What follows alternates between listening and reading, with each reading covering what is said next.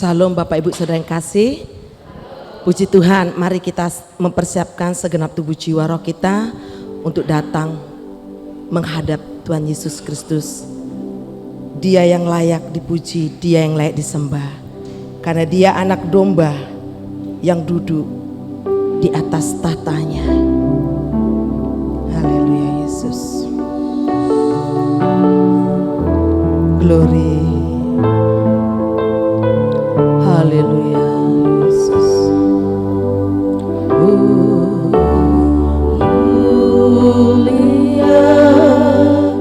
Mulia bagi anak domba.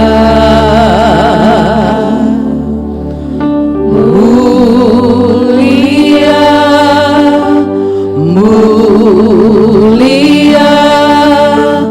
bagi anak domba.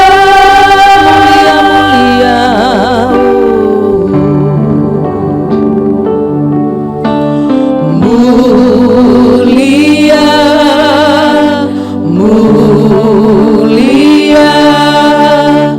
bagi anak domba. Mulia, mulia bagi anak domba. Sebab Engkau mulia dan layak dipuji, yang duduk di tahta dan yang akan memerintah selamanya atas semua yang di bumi. Amin. Haleluya.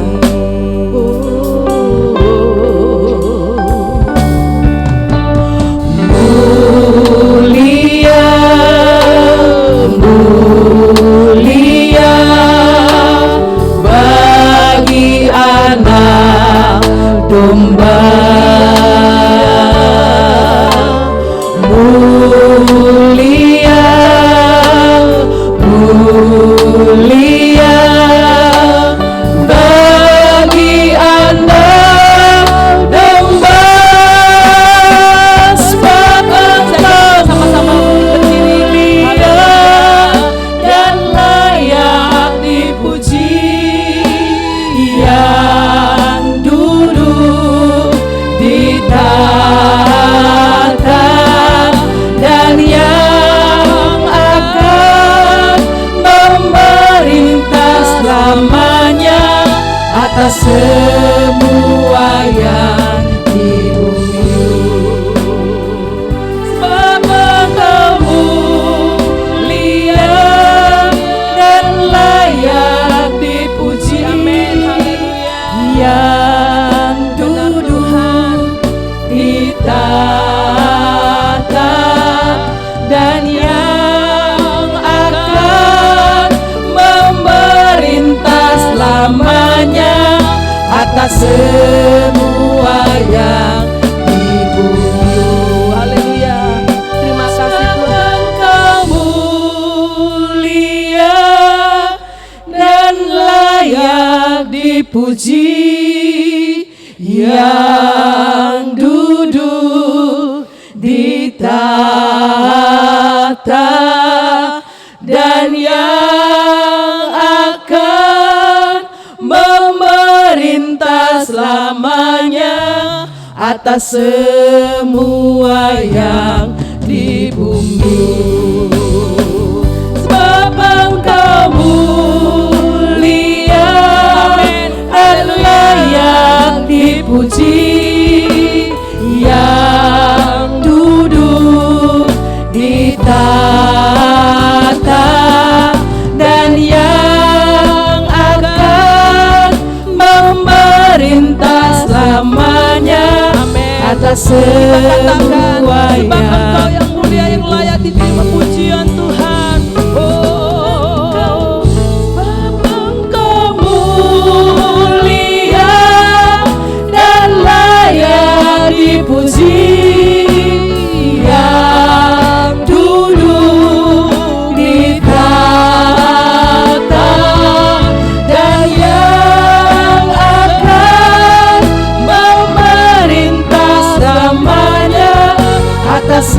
semua yang di bumi. Sebab Engkau mulia dan layak dipuji, yang duduk di tahta dan yang akan memerintah selamanya atas semua yang di bumi. Sebab Engkau mulia, sebab Engkau mulia dan layak dipuji, yang duduk di tahta dan yang akan memerintah selamanya atas semua yang di bumi, atas semua yang di bumi, atas semua yang di bumi, atas semua yang di bumi. Haleluya, haleluya, glory. Engkau yang layak disembah, dipuji, haleluya.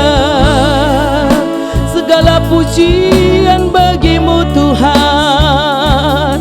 Engkau yang bertata di tempat yang kudus, Engkau yang berkuasa atas surga dan bumi, Engkau yang layak disembah. Terima kasih Tuhan, terima kasih Yesus, haleluya, haleluya, haleluya Yesus. Inilah kami Tuhan, inilah hidup kami Bapa. Ucapan syukur kami di pagi ini Tuhan. Engkau begitu besar dalam hidup kami, Engkau begitu baik dalam kehidupan kami. Kami tahu Tuhan, hanya Engkau yang layak disembah, dipuji atas hidup ini. Karena Engkau berkuasa atas surga dan bumi ini Tuhan.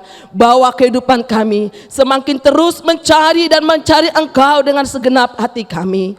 Terima kasih Bapa, kami umat-Mu pada saat pagi ini Tuhan, mempersiapkan diri kami, tubuh jiwa roh kami, segala sesuatu yang bukan tanaman Tuhan, kami tolak patahkan dalam nama Yesus, sehingga kami menikmati terus hadirat-Mu Bapa. Roh Kudus beracara dalam setiap ibadah pada saat ini. Di dalam nama Tuhan Yesus Kristus, kami akan mulai ibadah kami. Haleluya, amin. Salam Bapak Ibu, silakan duduk. Biarlah kita saat ini puji Dia dengan segenap hati kita. Kita datang dengan hati yang bersuka kepada Dia. Haleluya. Haleluya. Dengan sukacita kita naikkan pujian ini kepada Tuhan Yesus. Haleluya.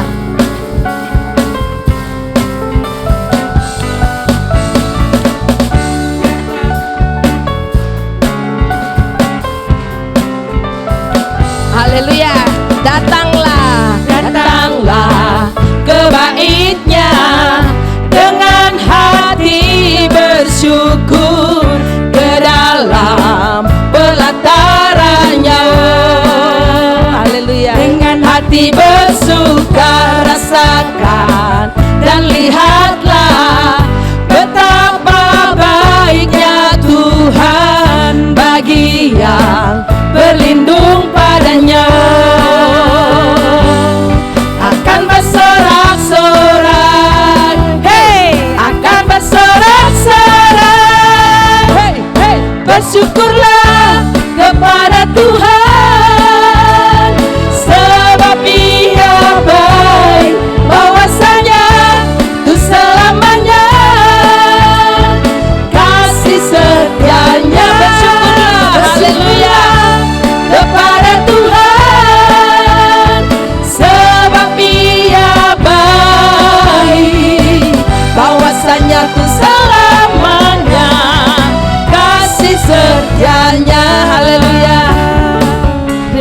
Puji Tuhan, Kau baik buat kami.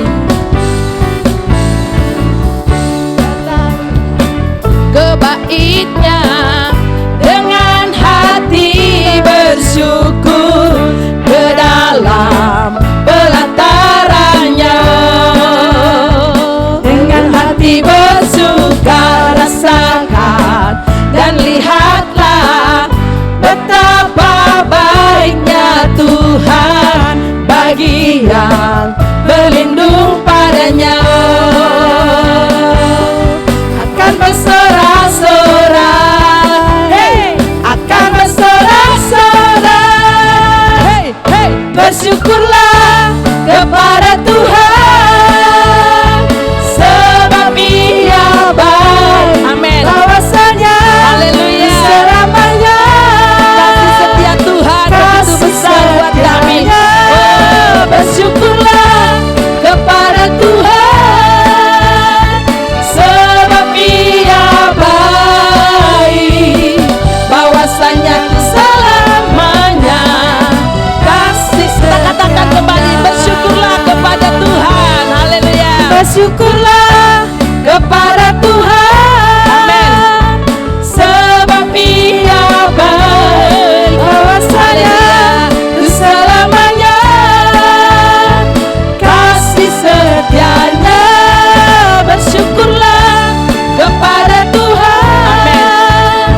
Sebab Ia baik. Bahwasanya selamanya.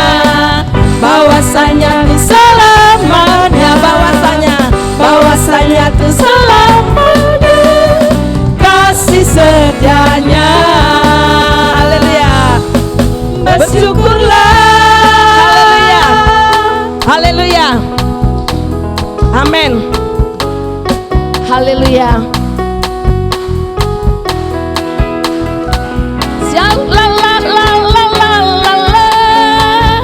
Aku cinta Yesus. Aku cinta Yesus. Aku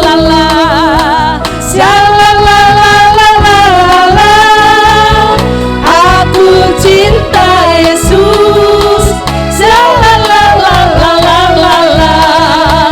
Aku cinta Yesus. Haleluya. Bumi akan berlalu, biar bulan tak bercahaya lagi, biar langit akan bergoncang, matahari tak bersinar lagi. Tetapi Tuhan Yesusku tak pernah ingkar janji. Semua yang difirmankannya pasti akan digenapi. Amin. Haleluya. Haleluya. Bumi akan berlalu, biar bulan tak bercahaya lagi, biar langit akan bergoncang, matahari tak bersinar lagi. Tetapi Tuhan Yesusku tak pernah ingkar janji. Semua yang difirmankannya pasti akan digenapi.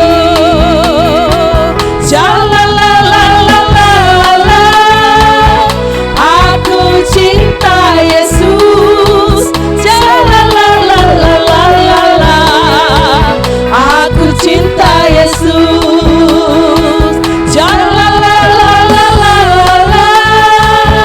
Aku cinta Yesus. Amin. Haleluya.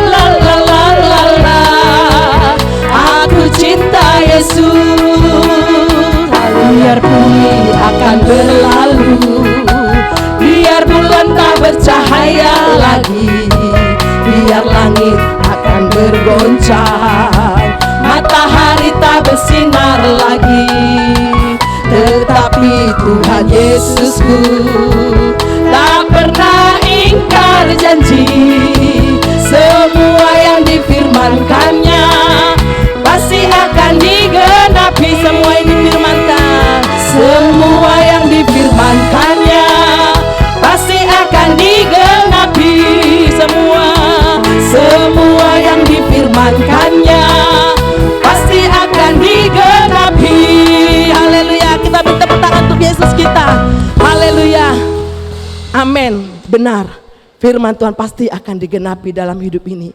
Kita sebagai umat Tuhan, kita mau tetap setia sampai akhir hidup kita, untuk tetap hidup mengasihi Tuhan dengan sungguh-sungguh. Karena firman Tuhan itu adalah pelita bagi hidup kita. Haleluya. Saya jemput kita sama-sama bagi berdiri. Firman-Mu Tuhan, pelita bagi kakiku.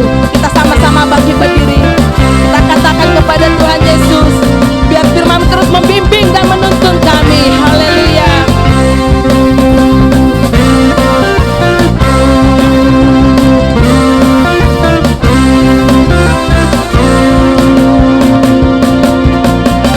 Firman-Mu Tuhan, pelita bagi kakiku. Haleluya. Janji-Mu terang bagi jalan-jalanku. Kebenaran-Mu menuntunku setiap hari. Ku menantikan-Mu, beri kekuatan baru. Ku kan terbang tinggi di awan. Haleluya. Bersama-Mu dalam kemuliaan. Sebab firman-Mu teguh menopang. Ku kan ambang dalam-Mu Tuhan. Firman-Mu Tuhan, firman-Mu kita bagi kakiku. Haleluya. Haleluya. Firman-Mu Tuhan, kita bagi kakiku. Janji-Mu terang bagi jalan-jalanku. Kebenaran-Mu menuntunku setiap hari.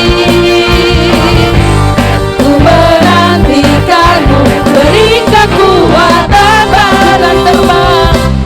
Ku kan terbang tinggi di awan. Bersama-Mu dalam kemuliaan. Sebab firman-Mu teguh menopang. Ku kan ambang dalam-Mu Tuhan. Ku kan terbang tinggi di awan. Bersama-Mu dalam kemuliaan. Sebab firman-Mu teguh menopang. Amin. Ku kan ambang dalam-Mu Tuhan. Ku kan ambang dalam-Mu Tuhan. Ku kan ambang dalam-Mu Tuhan. Haleluya. Haleluya. Kita siapkan segenap hati kita untuk firman Tuhan. Keagungan hanya Engkau ya Tuhan, pujian hanya Engkau ya Tuhan. Terima kasih Bapa. Glory Yesus. Haleluya.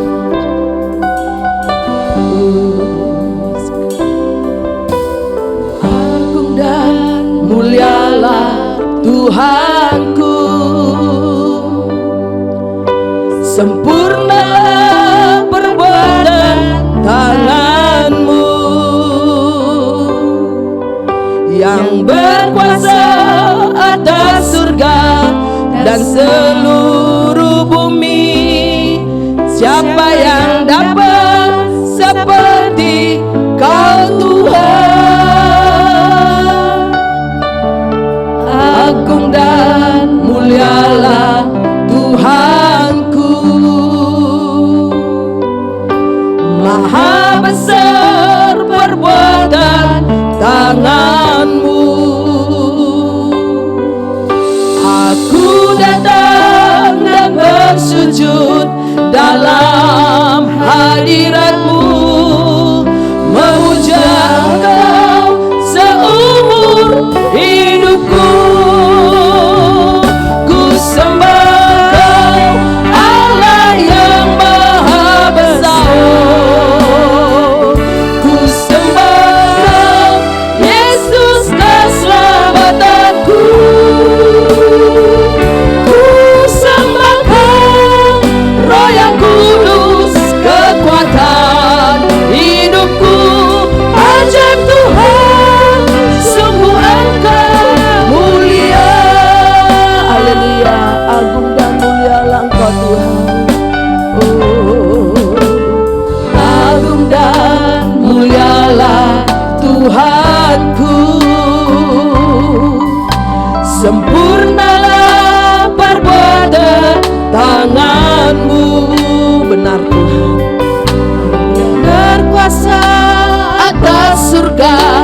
pada seluruh bumi.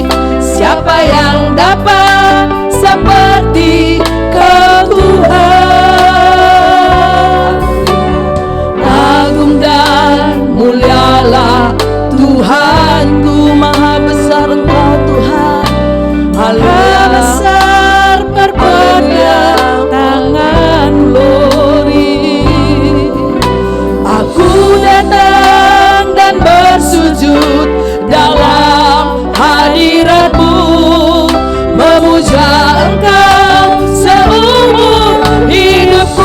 Sembah Tuhan, ku sembah Allah yang maha besar. Ku sembah Yesusku, sembah Yesus keselamatanku. Haleluya. Ku sembah Roh yang kudus, kekuatan hidupku. Ajaib Tuhan, amin. Kita sembah Dia, sembah Tuhan. Ku sembah Allah yang maha besar. Ku sembah Yesus keselamatanku. Ku sembah Roh yang kudus, kekuatan hidupku. Ajaib Tuhan, sungguh Engkau mulia. Ku sembah Allah yang maha besar. Ku sembah Yesus keselamatanku. Ku sembah Kau Roh yang kudus, kekuatan hidupku. Ajaib Tuhan, sungguh Engkau mulia. Ajaib Tuhan, sungguh Engkau mulia. Ajaib Tuhan, sungguh Engkau mulia. Haleluya. Haleluya, haleluya. Glory Yesus. Tuhan, kami mengakui kedaulatan dan keajaiban Tuhan yang selalu kami rasakan. Pada pagi hari ini, baik kami yang saat ini bersama di ruang ibadah ini ataupun kami yang saat ini sedang menyaksikan tayangan ibadah online, kami percaya Tuhan selalu mengingatkan kami untuk menjadi anak-anak yang dekat dan juga bergantung pada Tuhan, sehingga langkah hidup kami tertata dengan baik, melangkah dengan pasti bersama dengan kemurahan Tuhan. Kami siap hari ini untuk mendengarkan pemberitaan firman Tuhan. Kau buka hati kami, buka pikiran kami, berikan kami kesiapan untuk menerima benih firman Tuhan yang akan ditanam. Kami percaya Tuhan sendiri yang boleh membuat hati kami tumbuh subur untuk menjadi pelaku firman Tuhan. Kami siap mendengarkan firman Tuhan dan Kau pakai lidah bibir hamba-Mu ini, dan setiap kami yang mendengarkan firman Tuhan beroleh sukacita. Kami bersyukur dan berdoa dalam nama Yesus Kristus. Haleluya. Amin. Jemaat yang dikasih Tuhan boleh duduk. Shalom. Puji nama Tuhan. Kita dipertemukan kembali dengan kasih kemurahan Tuhan. Dan terima kasih untuk kesempatannya lagi dari Bapak Gembala. Berikan saya kesempatan untuk menyampaikan renungan pada pagi hari ini. Kita semua bersyukur di tengah situasi yang mungkin sekali lagi masih dalam kondisi pandemi, tapi kita diberikan kesehatan, diberikan kekuatan dan juga pertolongan Tuhan senantiasa. Dan hari ini ada beberapa bagian yang memang perlu saya sampaikan berkaitan dengan tema yang diberikan oleh Bapak Gembala tentang beritakanlah firman atau preach the word. Tapi saya mengambil subtemanya adalah mentalitas seorang hamba Tuhan. Dan mentalitas seorang hamba Tuhan. Hamba Tuhan ini sendiri seringkali hari-hari ini dikaitkan dengan seorang pendeta atau seorang pekerja full timer di gereja ataupun pelayan Tuhan yang spesialis untuk menyampaikan kabar gembira lewat pelayanan mimbar. Tapi sebenarnya hal ini adalah sebuah pergeseran juga, bahwa hamba Tuhan ini tidak hanya diperuntukkan untuk setiap pendeta ataupun hamba Tuhan yang melayani mimbar, tapi hamba Tuhan ini sendiri memang diperuntukkan untuk setiap kita. Dan kita mau simak sebelum kita membahas materi ini, kita mau buka di firman Tuhan yang menjadi tema acuan kita di 2 Timotius 4 ayat 2.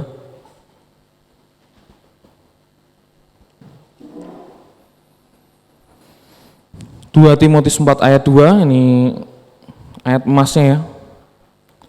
Beritakanlah firman, siap sedialah, baik atau tidak baik waktunya, nyatakanlah apa yang salah, tegurlah dan nasihatilah dengan segala kesabaran dan pengajaran. Seringkali kalau kita dikaitkan dengan yang namanya memberitakan Injil atau mengajarkan firman Tuhan, kita sering mendengar mungkin di YouTube ataupun di keseharian kita, ada orang yang berkata, ayo percaya Yesus, kalau kamu tidak percaya Yesus, neraka sudah menanti kamu.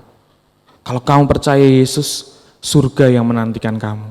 Nah, hal-hal ini memang sesuatu hal yang sering kita dengar dan mungkin waktu kita masih remaja atau di sekolah minggu kita sering mendapatkan hal seperti ini. Hanya saja untuk saat-saat ini, situasi untuk menyatakan firman Tuhan dengan cara yang gamblang seperti itu, bahkan beberapa orang yang memasukkan ke YouTube bisa dikenakan sebuah larangan karena menyatakan kristenisasi dan segala macam. Padahal muatan dari pesannya seperti itu ada hal yang benar bahwa memang surga dan neraka itu ada. Dan untuk mendapati apa yang dikatakan surga memang hanya melalui satu jalan, yaitu Kristus. Nah, tapi mari kita melihat dulu sebelum kita melangkah untuk menjadi seorang preacher atau seorang yang membawakan firman Tuhan dalam kehidupan kita, kita perlu untuk melihat bahwa pergeseran makna dari hamba Tuhan ini sendiri.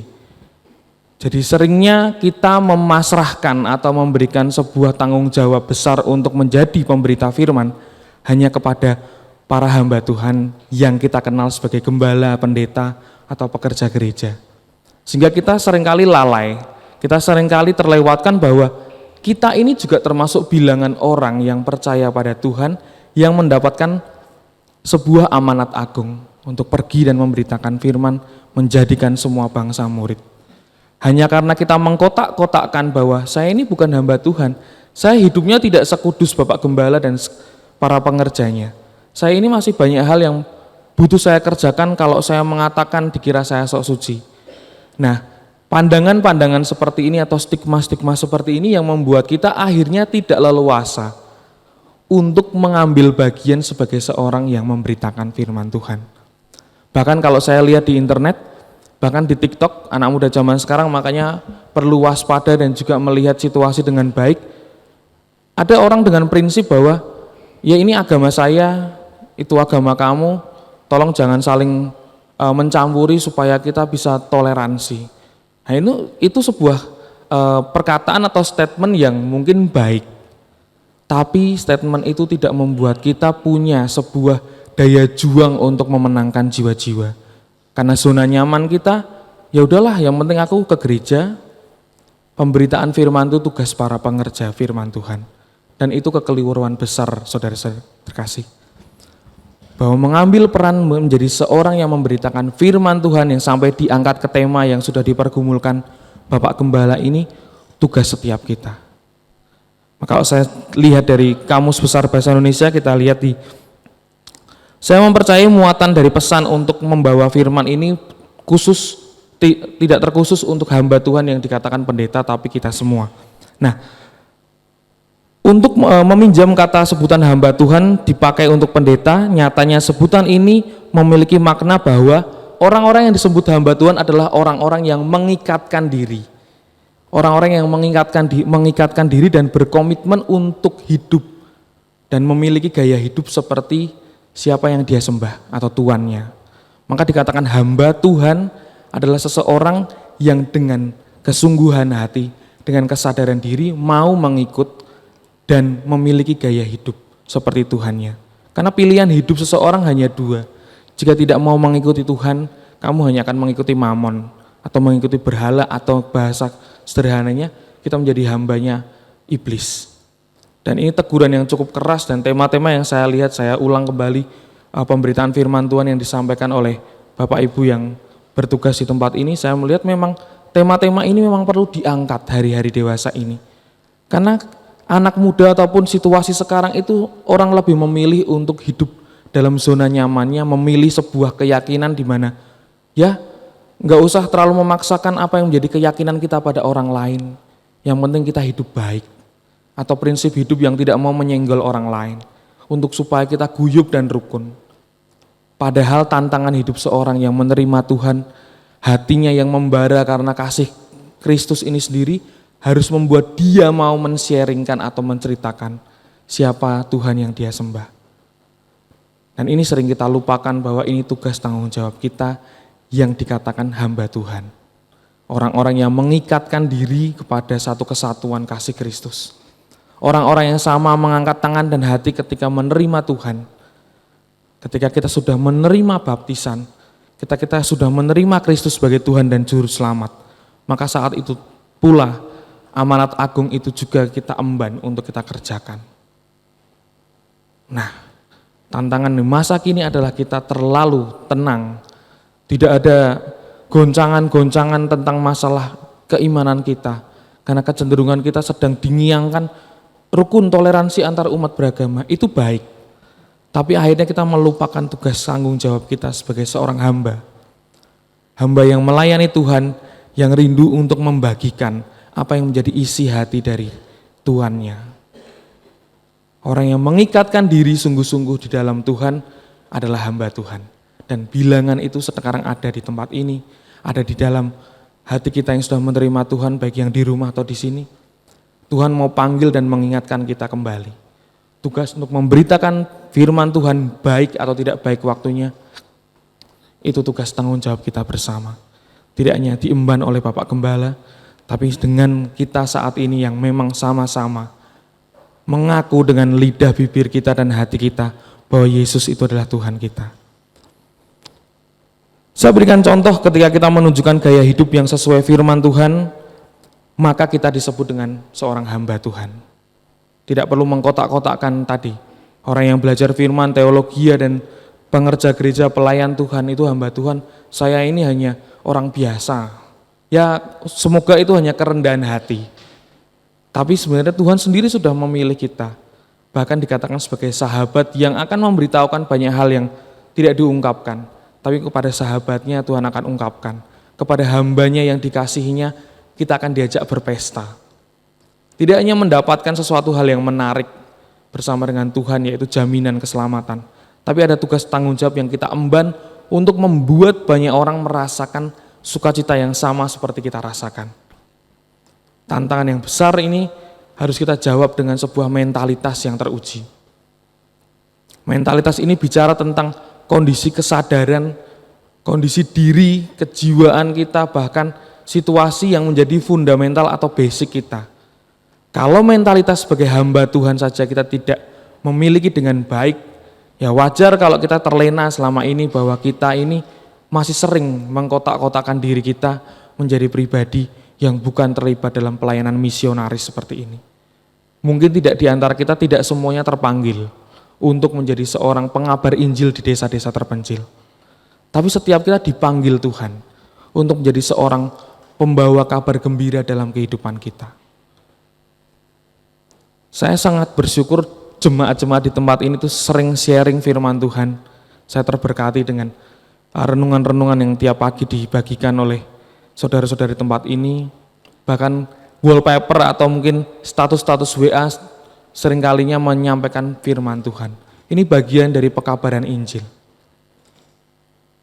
Dan tiap orang kadang merasa sungkan. Kalau aku membuat status ini nanti dikira saya kristenisasi. Saya nanti dijerat UU ITE. Ketakutan-ketakutan seperti ini yang membuat kita malas untuk melangkah dan punya keraguan. Nah, mental itu yang harus kita kikis habis. Perbedaan antara kristenisasi dengan pekabaran Injil itu sangat berbeda. Kristenisasi ini sendiri hanya berbicara tentang penambahan jumlah orang yang berpindah KTP-nya dari seorang kepercayaan lain atau mungkin menganut suatu kepercayaan tertentu menjadi Kristen, kristenisasi. Dan bahkan di internet bilang ya kristenisasi itu tidak boleh, cukup urusan masing-masing. Tapi ini bertentangan sekali dengan amanat agung, bahwa kita ini dipanggil untuk memang menjadi pekabar Injil, menjadi orang yang terlibat dengan sebuah agenda Tuhan yang mulia. Karena pekabaran Injil tidak hanya berbicara tentang keselamatan jiwa satu orang. Ini sebuah misi yang holistik, misi yang menyeluruh, bahwa Tuhan punya kerinduan setiap bangsa, setiap pribadi yang ada di dunia ini mengalami sebuah kebangkitan rohani untuk menerima Tuhan Yesus. Menerima sebuah situasi di mana dia tahu bahwa ada kabar gembira yang siap sedia untuk dia dengar dan dia respon. Oleh karena itu waktu zaman dahulu rasul-rasul sedang berjuang, dan ketika kitab 2 Timotius ini sedang dituliskan dan disampaikan kepada Timotius dari Paulus, situasinya ini Paulus tuh diambang ajalnya. Dia sudah di masa-masa terakhir, kalau kita bilang kuotanya mau habis. Maka situasinya dia harus menyampaikan hal yang penting kepada anak didiknya.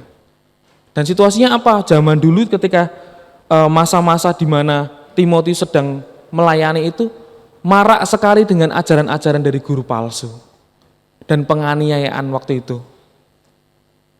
Kekristenan berkembang, orang yang percaya Tuhan semakin banyak, akhirnya ada penekanan.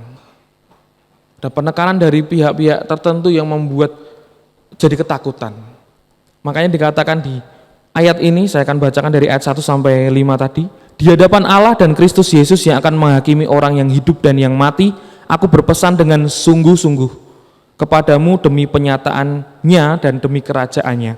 Artinya ini kepentingan Tuhan Yesus sendiri yang harus dikerjakan oleh Paulus dan disampaikan kepada Timotius.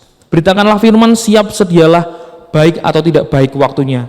Nyatakanlah apa yang salah, tegurlah dan nasihatilah dengan segala kesabaran dan pengajaran. Butuh yang namanya sebuah isi yang jelas dari pemberitaan firman, ada pengajaran untuk mengubah hidup seseorang. Karena godaannya zaman dulu adalah tadi, banyak ajaran-ajaran yang mungkin akan membuat iman mereka serong. Banyak ajaran-ajaran yang akan membuat iman-iman para penganut kekristenan yang dulu itu menjadi samar. Dan dikatakan di ayat 3, karena akan datang waktunya orang tidak dapat lagi menerima ajaran sehat, tapi mereka akan mengumpulkan guru-guru menurut kehendaknya untuk memuaskan keinginan telinganya. Mereka akan memalingkan telinganya dari kebenaran dan membukanya bagi dongeng. Tetapi kuasailah dirimu dalam segala hal, sabarlah menderita, lakukanlah pekerjaan pemberita Injil, dan tunaikanlah tugas pelayananmu. Diingatkan dengan sungguh dari Paulus kepada Timotius, karena tantangannya sangat besar sekali dalam situasi seperti itu,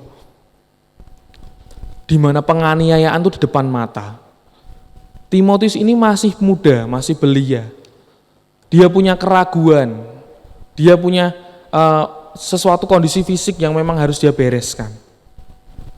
Makanya Paulus menguatkan, kekuatan Injil ini yang harus kamu beritakan.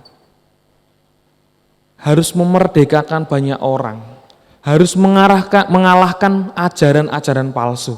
Karena kalau tidak ada pemberita Injil yang benar, yang hidup saleh, maka tidak akan ada lagi sesuatu counter dari ajaran-ajaran yang tidak sehat.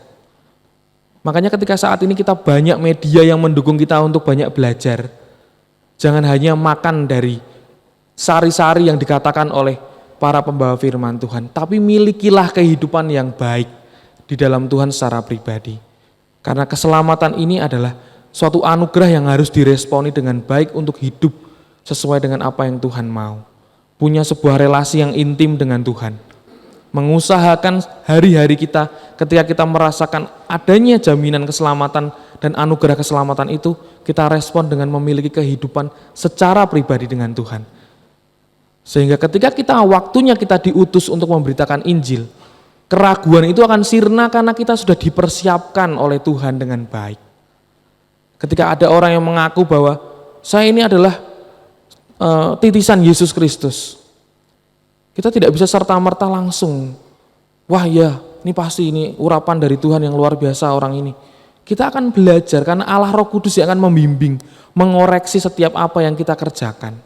Ada firman Tuhan yang akan menjadi ada firman Tuhan yang akan menjadi penolong kita untuk melihat dan juga memfilter apa yang terjadi di dunia ini. Karena iblis pun tidak akan tinggal diam dengan pergerakan Injil.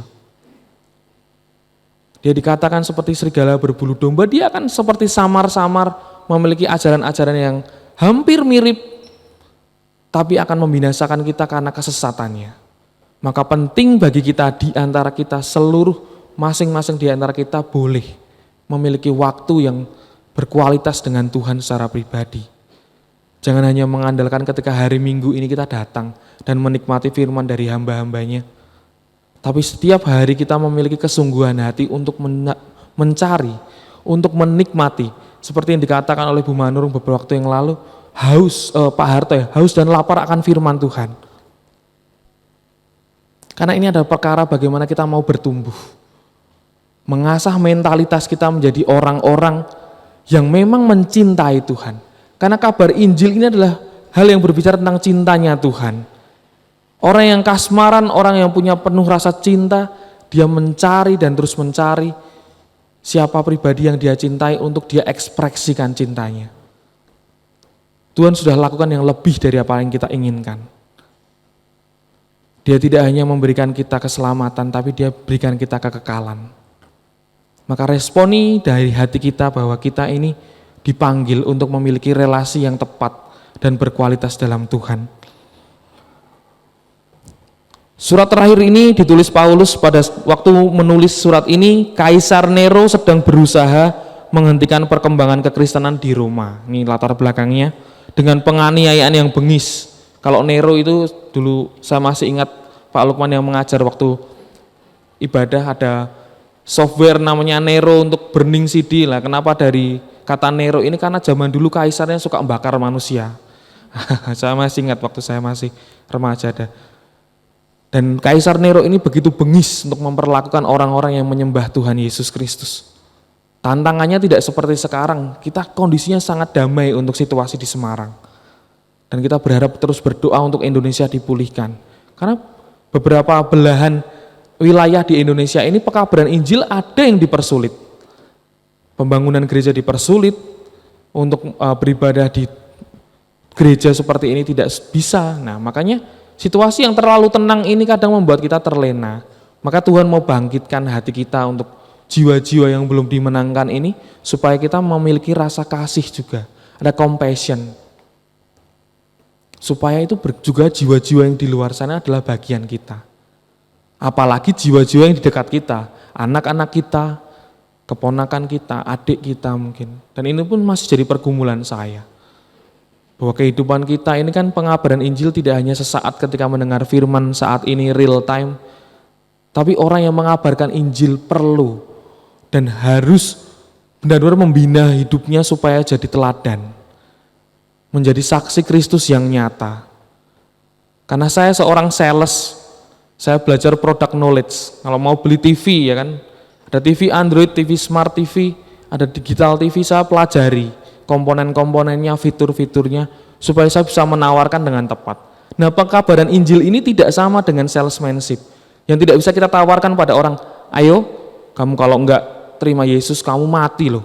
Kita tidak menggunakan kata-kata untuk menjual sebuah produk, tapi mengabarkan Injil berbicara tentang perjalanan hidup bersama dengan orang yang kita kasihi tersebut. Hati kita terketuk untuk mengabarkan Injil, kita merangkul orang tersebut untuk berjalan bersama dengan kita menikmati perjalanan rohani. Maka dikatakan pekabaran Injil tidak berhenti ketika kita menerima Tuhan Yesus ketika KKR. Tapi ada sebuah perjalanan iman setiap waktu, setiap saat mengajarkan pada kita bahwa kita harus berproses terus. Maka jangan merasa bersalah ketika ada tawaran pelayanan. Ayo melayani seperti ini, saya masih belum baik hidupnya. Justru ini menjadi tantangan untuk kita memoles hidup kita. Ayat ini adalah ayat yang merema dalam diri saya ketika saya selalu menerima segala macam tugas tanggung jawab pelayanan. Karena Tuhan sebenarnya tidak memerlukan kita untuk menjadi pengkabar Injil. Dia bisa mengerjakan dengan mujizatnya. Bahkan dia bisa melakukan dengan karpet bisa melayani dia, mungkin rumput-rumput bisa melayani dia. Tapi dia menyediakan kesempatan. Kamu mau terlibat dengan karya agung ini, saya kasih kamu uluran tangan, terlibatlah. Dan itu adalah sebuah anugerah untuk ditawari sebuah agenda untuk bersama dengan Tuhan. Betapa indahnya mengerjakan sesuatu bersama dengan orang yang mengasihi kita dan kita mengasihinya. Maka mari saya ajak untuk Bapak Ibu Saudara yang dikasih Tuhan ini sendiri, pekabaran Injil ini tidak boleh berhenti.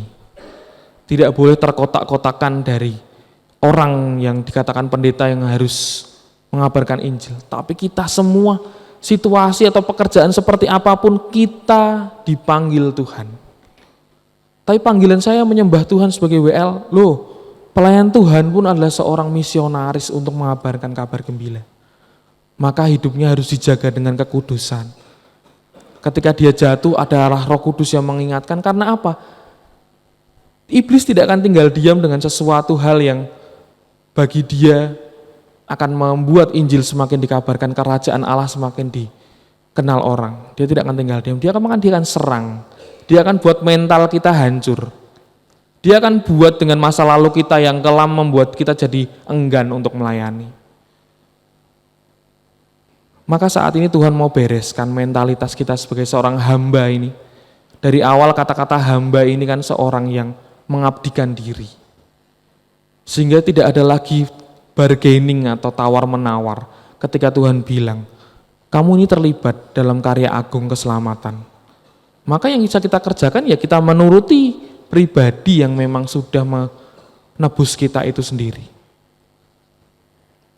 Penting bagi kita untuk merendahkan hati kita, menyadari bahwa prinsip pekabaran Injil ini adalah tanggung jawab bersama.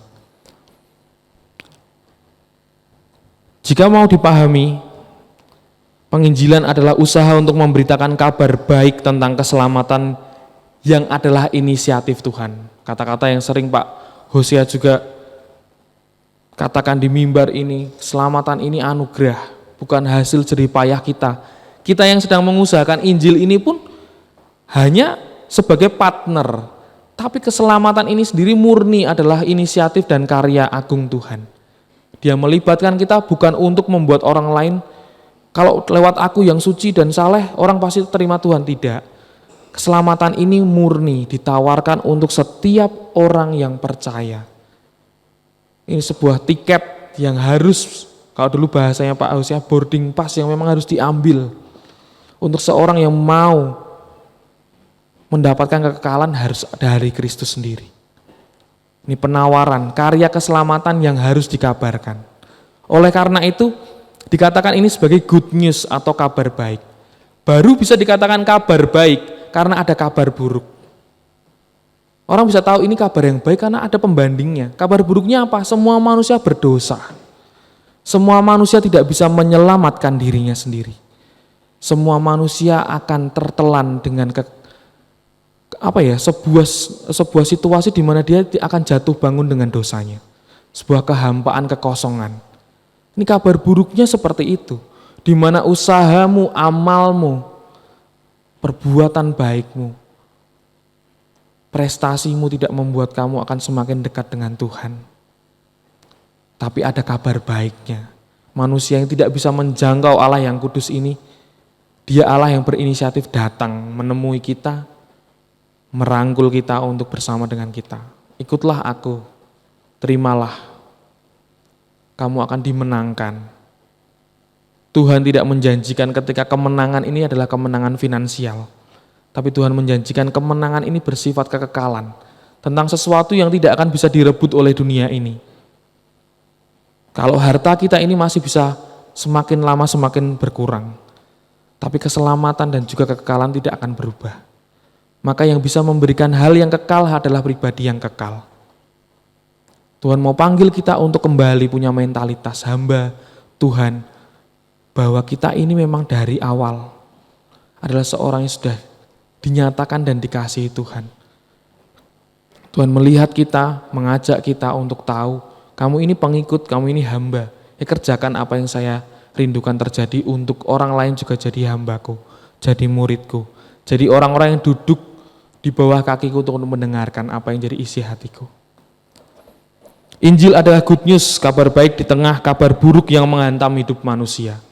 Makanya orang-orang yang selalu ingin mendengar kabar baik, Injil ini untuk semua orang. Karena semua orang juga sering mendengarkan kabar buruk, kemiskinan, penderitaan, sakit penyakit. Kabar baik ini untuk kita semua. Dosa membuat manusia tidak mampu menggapai Allah yang kudus.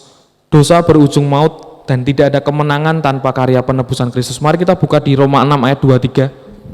Kembali ayat-ayat yang dasar yang kita pelajari ketika kita menerima Tuhan. Roma 6 ayat 23. Sebab upah dosa ialah maut, tetapi karunia Allah ialah hidup yang kekal dalam Kristus Yesus Tuhan kita. Muatan-muatan ini ada upah dosa adalah maut. Orang yang berdosa ujungnya pasti maut dan kematian. Dan ada penawarnya supaya kita tidak hidup dalam kematian kekal. Ada yang namanya tawaran dari Tuhan hidup yang kekal, yaitu lewat karya penebusan Kristus. Dan orang lain tidak akan tahu tentang hal ini kalau tidak ada yang mengatakannya, tidak ada yang memberitakannya. Tidak ada yang menjadi seorang pengantar surat atau pos dari Tuhan sendiri untuk orang baca. Orang membaca kehidupan kita dan perkataan kita. Sehingga yang keluar dari mulut kita ini adalah kekuatan untuk membangkitkan gairah orang mengenal siapa Kristus. Hari-hari ini tantangannya besar. Banyak orang yang justru tidak memilih untuk beragama. Justru banyak orang yang lelah dengan kehidupannya. Maka kabar baik ini masih sangat relevan untuk orang dimerdekakan. Karena yang ditawarkan oleh Kristus bukan kemakmuran, bukan sebuah kesembuhan secara fisik, tapi hal yang paling dasar yang dibutuhkan manusia, yaitu penerimaan dari Kristus. Ada sebuah karya keselamatan, di mana walaupun kamu sakit begitu rupa, ketika fisikmu ini hancur, ketika kamu nanti mati secara raga, jiwamu ini tuh masih berharga di hadapan Tuhan. Dan bersama dengan Tuhan ada kekekalan lewat Kristus sendiri. Karena manusia butuh Injil, butuh pembebasan itu. Banyak orang terbelenggu tapi tidak sadar terbelenggu. Makanya sebuah zat adiktif itu yang membuat orang jadi ketagihan, akhirnya terbelenggu, membuat itu jadi prioritas. Maka butuh kelepasan. Supaya adiksi-adiksi dalam hidup kita ini benar-benar dimerdekakan. Tidak hanya masalah narkoba ataupun pornografi, adiksi-adiksi untuk mengejar harta lebih dari apapun itu juga merupakan sebuah candu. Sehingga kita pasti akan mengesampingkan. Maka tawaran untuk ada pekabaran Injil ini untuk memerdekakan setiap orang untuk kembali mengingat bahwa ada yang lebih penting dari hidup kita tentang mencari apa yang menjadi uang ataupun kekayaan. Ada yang lebih penting dari itu, yaitu apa? Ya jiwa kita ini, keselamatan kita ini, bahwa ada kehidupan setelah kematian kita. Kalau yang selama hidupnya menderita tidak berhenti di situ sih. Kalau kamu saat ini diizinkan untuk hidup menderita, tapi kamu masih punya kesempatan untuk menikmati kemuliaan bersama dengan Tuhan. Tuhan mengasihi kita semua. Tuhan mau kita ambil bagian. 2 Timotius tadi yang kita sudah baca, kita akan lihat kembali di 2 Timotius 1 ayat 8 dan 9. Mari kita buka, ada 2 ayat terakhir, 2 Timotius 1 ayat 8 sampai 9. Jadi janganlah malu bersaksi tentang Tuhan kita, dan janganlah malu karena aku, seorang hukuman karena dia. Melainkan ikutlah menderita bagi Injilnya oleh kekuatan Allah. Dialah yang menyelamatkan kita dan memanggil kita dengan panggilan kudus. Bukan berdasarkan perbuatan kita, melainkan berdasarkan maksud dan kasih karunia-Nya sendiri, yang telah dikaruniakan kepada kita dalam Kristus Yesus sebelum permulaan zaman. Timotius pun diingatkan, jangan malu. Banyak orang merasa malu untuk mengatakan Yesus, untuk mengakui, untuk bersaksi siapa yang mengubah hidup kita. Paulus pun mengingatkan, jangan malu. Ini bukan tentang siapa kamu, tapi ini tentang kekuatan Injil yang harus kamu beritakan. Dan kekuatan Injil ini yang memerdekakan setiap orang. Maka kalau ditanya, kapan saya harus siap memberitakan Injil? Ya sekarang, saat kamu mengalami berita Injil dalam hidup kita. Caranya gimana? Saya ini tidak terlalu fasih ngomong. Saya ini tidak terlalu pandai berteolog atau berapologetika dan segala macam. Saya mencatat untuk bagian terakhir, bagaimana cara saya memberitakan Injil? Coba, jangan mulai dari apa yang jadi keterbatasan kita dulu. Hari-hari ini saya dengan istri saya itu sedang pingin belajar bahasa isyarat. Mungkin aneh, ada yang lain belajar bahasa Inggris, Korea dan segala macam. Saya ingin belajar bahasa isyarat. Karena apa? Karena mungkin banyak pelayanan Tuhan yang orang yang tidak bisa mendengar dan juga bicara ini bisa tersampaikan kabar gembira. Saya pernah bertemu dengan konsumen saya yang tidak bisa berbicara dengan seperti kita ini secara audible dan juga secara langsung. Tapi ketika saya tahu, saya mengucapkan terima kasih dengan kata-kata seperti ini bahasa isyaratnya terima kasih. Hatinya begitu, wajahnya berseri-seri karena ada orang yang mengetahui cara dia berkomunikasi. Dan ini akan membuat kita jadi tahu bahwa keterbatasan tidak menjadi halangan untuk kita memulai berbicara. Karena ada sebuah ketulusan untuk menyampaikan sesuatu hal yang benar. Maka ubah pola pandang kita bahwa yang harus kita jadikan dasar itu Injilnya yang luar biasa itu, bukan keterbatasan kita. 3 hal yang saya tulis didasari untuk membangun mentalitas kita sebagai pewarta Injil. Yang pertama, sadari bahwa Roh Kudus yang menolong kita untuk bersaksi, maka berdoalah setiap kali kita mau bersaksi, kita minta pimpinan Roh Kudus. Kita buka di Kisah Para Rasul 1 ayat 8. Bagian pertama untuk membangun mentalitas kita sebagai hamba Tuhan yang berani memberitakan Injil. Ini modal dasarnya di Kisah Rasul 1 ayat 8. Tetapi kamu menerima kuasa kalau Roh Kudus turun ke atas kamu, dan kamu akan menjadi saksiku di Yerusalem dan di seluruh Yudea dan Samaria dan sampai ke ujung bumi. Artinya memang ini adalah panggilan untuk setiap kita. Kamu menerima Yesus, kamu sudah duduk di sini mendengarkan isi hati Tuhan. Berarti kamu terlibat. Anda sekalian ini terlibat. Dan selain terlibat, Anda diperlengkapi bahwa ada Allah Roh Kudus yang memberikan kuasa. Makanya murid-murid Yesus yang awalnya 12 rasul itu yang berpendidikan sedikit, ada yang nelayan. Dia bukan seorang secerdas dan juga seproper pendidikannya seperti Paulus, tapi punya kuasa yang sama. Bahkan ada banyak orang yang menginjili dengan kalimat-kalimat atau kemampuan teologi yang tinggi, tapi kalau memang belum waktunya orang itu menerima Kristus, malah menerima Kristus karena ada orang yang berbuat baik dengan dia dalam kehidupan dia, itu bisa. Karena ini perkara siapa yang menyiram, siapa yang menanam, tapi Tuhan yang memberikan pertumbuhan itu nyata. Tugas kita ambil bagian dan mengerjakannya. Masalah dia menerima saat itu sebagai Tuhan dan Juru Selamat dari Yesus sendiri, itu adalah sebuah hak otoritas Tuhan. Makanya yang perlu kita kerjakan tidak jemu-jemu untuk memberitakan firman. Saya ini hasil penginjilan dari tempat ini, di mana guru-guru sekolah minggu saya dengan terampil menolong saya, dan saat ini saya pun juga sedang mengerjakan hal yang sama supaya anak-anak sekolah minggu yang saya ajar ataupun pribadi-pribadi yang saat ini terlibat di tempat ini pun juga punya beban yang sama. Ada sebuah hati Tuhan pada jiwa-jiwa di luar sana yang penting untuk dimenangkan. Yang pertama tadi, sadari bahwa kalau kita merasa lemah dan tidak fasih berbicara, ingat, bukan tentang kita, tapi tentang Allah Roh Kudus yang berkuasa, memberikan kuasa, memampukan kita. Jangan remehkan status WA yang menguatkan. Karena bagi beberapa orang yang tidak suka diceramai seperti ini, ketika dia membaca bahkan ada yang meneteskan air mata. Oh iya, Tuhan begitu baik. Mentalitas orang zaman sekarang begitu mengerikan. Ada anak yang stres, ayah ibunya berpisah, dia bunuh diri dan segala macam. Tapi siapa tahu lewat status WA kita yang menyatakan siapa Kristus, renungan-renungan yang kita buat, atau keseharian kita ketika kita mau membicarakan Kristus itu menyelamatkan orang dari kematian atau dari kesepian. Karena penginjilan ini adalah sebuah seni kehidupan bersama Tuhan. Bukan sebuah penawaran produk, tapi sebuah perjalanan iman. Maka semua di tempat ini, baik yang di ruangan ini ataupun yang di rumah, ditantang Tuhan untuk kembali mengingat bahwa kita semua terlibat dengan pekabaran Injil. Bagian yang kedua, setiap orang yang mengabarkan Injil haruslah terlebih dahulu mengalami Injil. Kita tidak akan pernah tahu rasanya apel kalau kita tidak pernah makan apel, atau kita tidak akan tahu rasa kecutnya jeruk kalau kita tidak merasakan. Maka sebuah perkataan yang punya otoritas rohani adalah sesuatu yang diimani.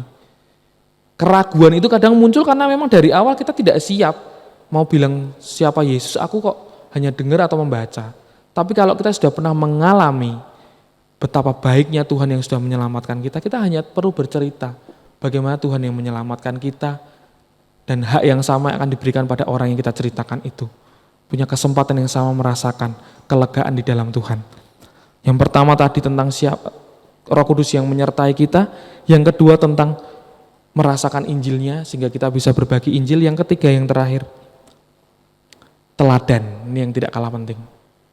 Selain merasakan, tadi kan merasakan kuasa, merasakan Injil juga yang menyelamatkan, yang ketiga kita juga menghidupi Injil dan menjadi teladan.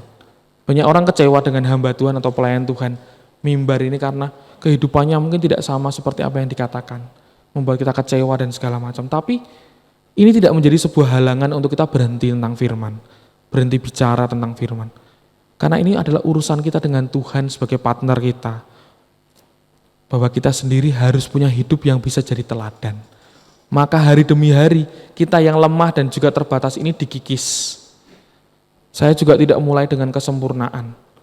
Setiap kali saya berangkat ataupun mempersiapkan khotbah, istri saya sebagai saksi, saya mual, perut saya sakit. Sempat kemarin ya hal seperti itu karena ada kegugupan juga. Tapi saya kembali mengingat, ini bukan tentang siapa saya, tapi ini tentang apa yang harus saya katakan berdasarkan dari Injil yang diberitakan. Ini tentang Injilnya. Casingnya yang membawa ini pun memang penuh keterbatasan. Maka ini bagian dari pembelajaran hidup kita. Jangan jadikan keterbatasan untuk sesuatu penghalang untuk berhenti memberitakan Injil. Tapi bertumbuhlah seiring dengan Injil diberitakan. Karena Injil tidak berbicara tentang informasi saja. Injil juga tidak berbicara tentang inspirasi saja. Tapi Injil berbicara tentang transformasi hidup seseorang. Kita yang sudah mengenal Injil pasti akan bertransformasi menjadi pribadi yang berbeda dari kehidupan lama kita. Dan Injil ini adalah milik semua orang yang rindu akan kabar gembira. Amin. Mari kita bangkit berdiri, kita responi firman ini. Kita ini merindukan hanya hati hamba yang kita miliki untuk jadi modal kita menyembah Tuhan.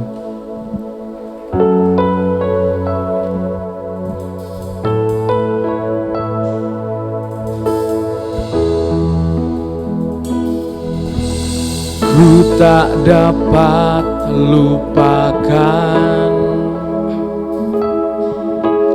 kebaikan yang ku terima,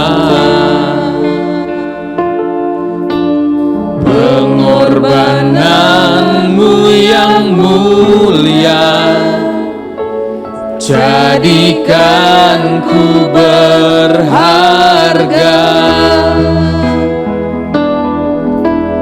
Kau tulus menerima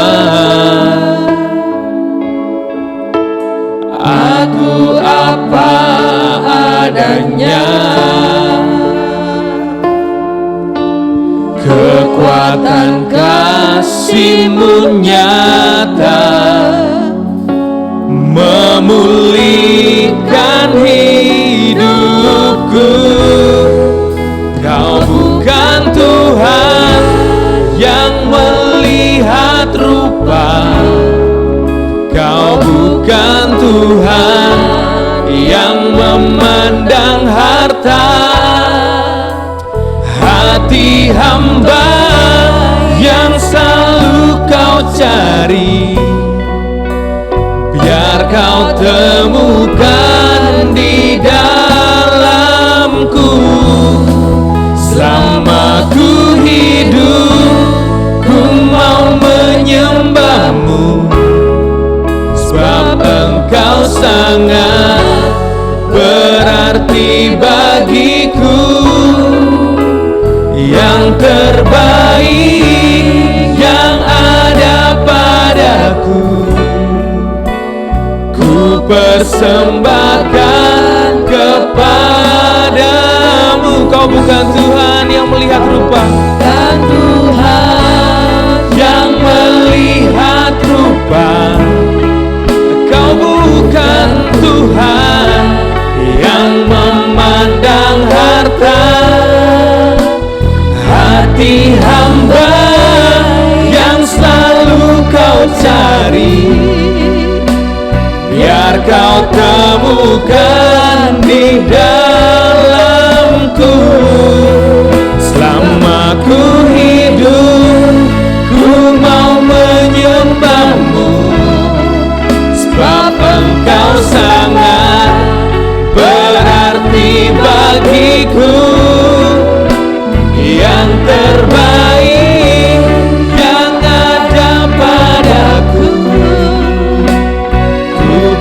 persembahkan kepadamu, Yesusku yang terbaik, yang terbaik yang ada padaku. Ku persembahkan kepadamu, Yesusku.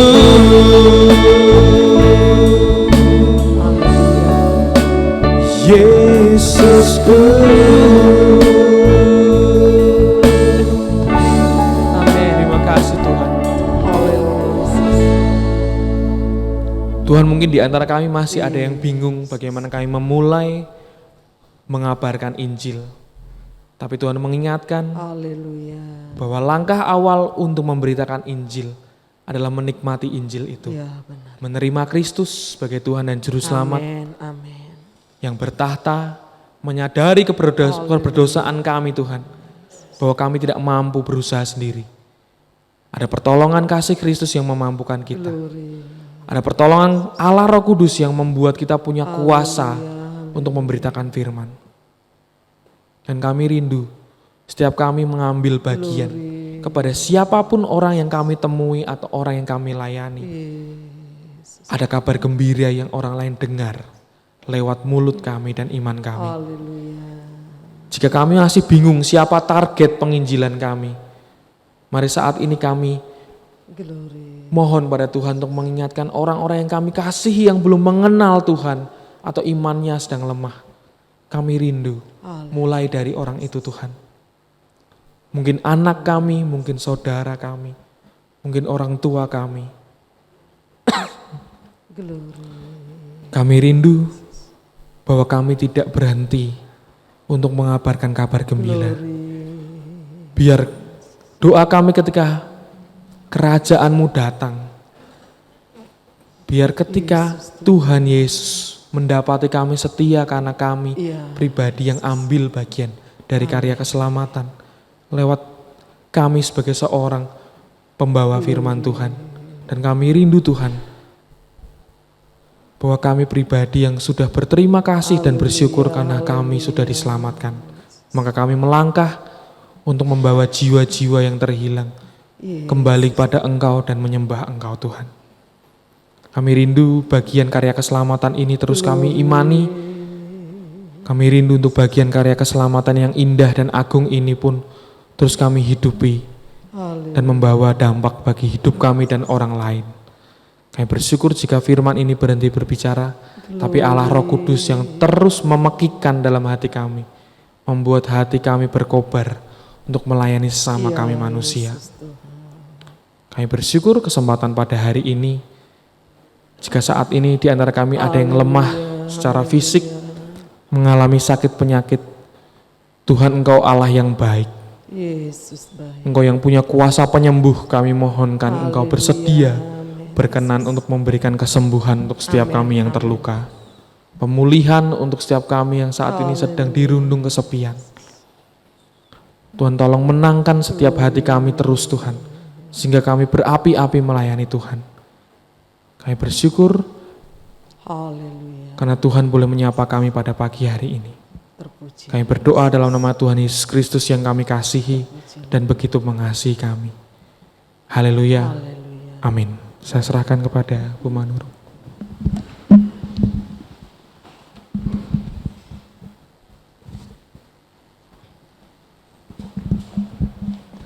Puji Tuhan, kita sudah sama-sama mendengar firman Tuhan.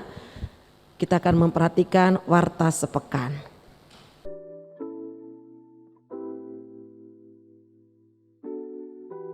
Shalom jemaat Tuhan yang terkasih. Puji Tuhan, kita telah mendengarkan firman yang telah disampaikan melalui hamba-Nya Bapak Didik Cahyo Kartiko. Berikut ini merupakan warta sepekan yang akan kami sampaikan. Kita akan berjumpa kembali pada ibadah hari Minggu, tanggal 20 November 2022 dengan pembicara Bapak Pendeta Hosea Editiono. Ibadah Abi akan dilaksanakan secara onsite pada pukul 7 pagi di ruang sekolah minggu GPI Hosana, Semarang. Ibadah online akan ditayangkan setiap minggu pukul 18.00 waktu Indonesia bagian Barat di channel YouTube GBI Hosana Semarang. Persembahan dapat ditransfer melalui Bank Tahapan BCA atas nama Bapak Supriyanto DRS dengan nomor rekening 8985 126 263 dan dapat disampaikan kepada Ibu Linda Sari di toko Dinar Stationery Jalan Krakatau Raya. Serta disediakan kotak persembahan di pintu keluar bagi jemaat yang beribadah secara onsite.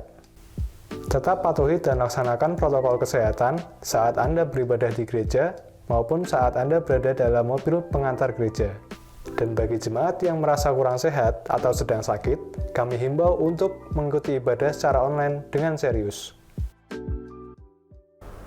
Demikian tadi warta sepekan yang dapat kami sampaikan. Terima kasih atas perhatiannya. Tuhan Yesus memberkati.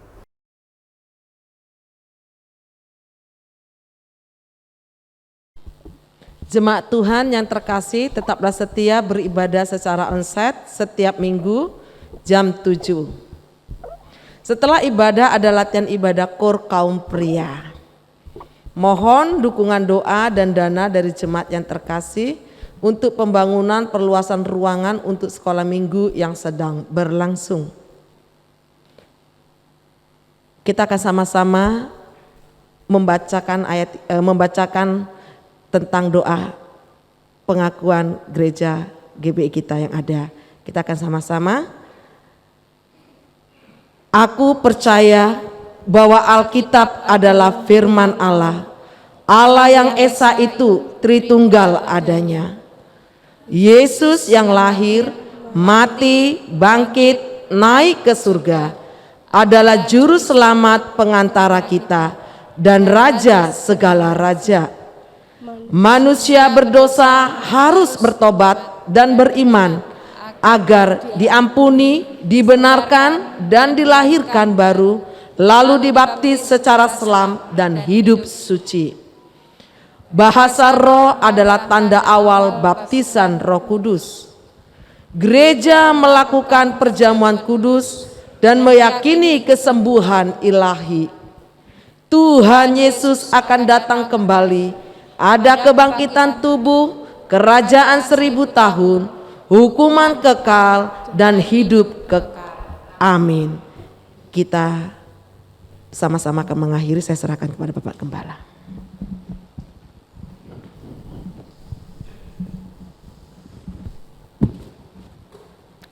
Mari Bapak Ibu kita akhiri ibadah kita berdiri bersama. Tuhan, terima kasih untuk ibadah yang telah Tuhan berkati pagi ini. Dari awal lewat ujian memberikan firman-Mu, semua acara Tuhan berkati dan kami pulang dalam berkat Tuhan yang sangat luar biasa. Tuhan memberi kesempatan buat mereka yang putus asa membuka jalan. Bahkan Tuhan senantiasa memelihara hidup kami. Terima kasih untuk firman Tuhan yang disampaikan oleh Pak Didik, bahwa Injil adalah kekuatan Allah yang mentransformasi hidup kami. Sehingga siapapun yang mendengar Injil akan diubahkan hidupnya, mempunyai pengalaman yang ajaib dengan Tuhan. Dan tidak ada yang mustahil bagi orang yang percaya. Untuk selalu Tuhan sertai dimanapun mereka berada. Berkati hamba-Mu Pak Didik dan keluarga.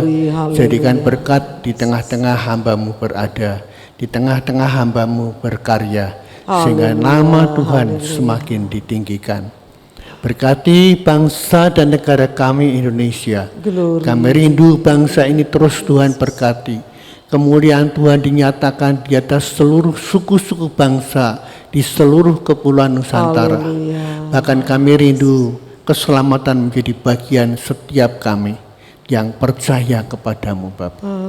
Terima kasih Tuhan Yesus, kiranya kasih setiamu tetap melawat Indonesia dan Indonesia penuh dengan kemuliaan namamu. Sekarang Bapak Ibu, angkatlah kedua tanganmu. Pulanglah dalam kasih damai sejahtera Allah, kasih Allah Bapa, pengorbanan Yesus Kristus Tuhan di Golgota untuk menebus melayakkan kita menjadi anak-anak Allah dalam dimensi waktu tanpa batas, ditebus, diselamatkan menjadi ahli waris surga, dan persekutuannya yang intim melalui Roh-Nya yang kudus terus menyertai memberkati engkau dimanapun engkau berada. Segenap aktivitas pekerjaanmu diberkati Tuhan. Tuhan memberkati engkau dan melindungi engkau. Tuhan menyinari engkau dengan kasih karunia-Nya. Hari ini Tuhan menghadapkan wajah-Nya kepadamu untuk memberikan damai sejahtera Allah hari ini, esok, sampai Maranatha, Yesus datang kembali. Yang percaya di dalam Yesus berkata, Amin.